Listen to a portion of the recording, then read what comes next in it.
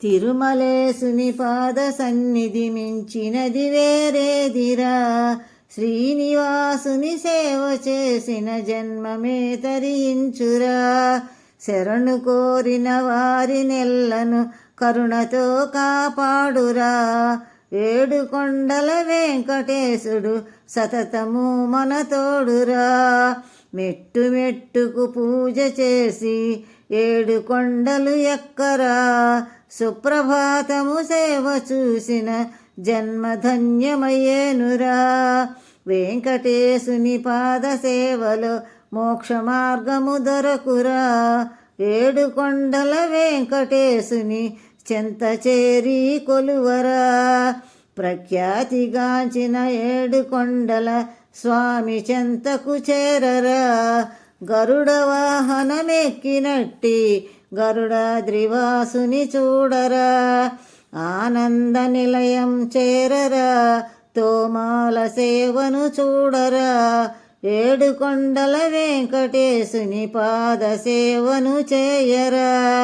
మహిమలెన్నో కలిగినట్టి బాలాజీ మోమును చూడరా. ఆదరించే వెంకటేశుని అభయహస్తము కానరా. శరణు శరణని వేడుకొంటూ స్వామి చరణాల ప్రణమిల్లరా. 7 కొండల వెంకటేశుని దరికి నీవు చేరరా. పరమ పూజ్యుడు శ్రీనివాసుడు భక్తితో భజించరా. గోవిందనామం పాడుకుంటూ స్వామి సన్నిధి చేరరా.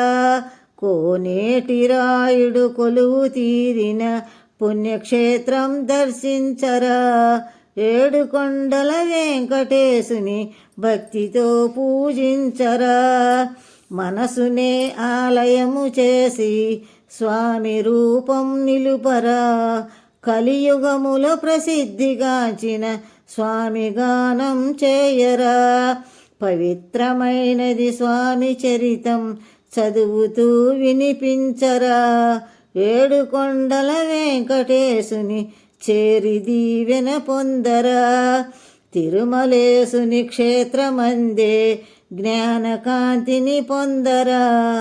అంధకారం తొలగించి నీవు ఆత్మజ్యోతి వెలిగించరా.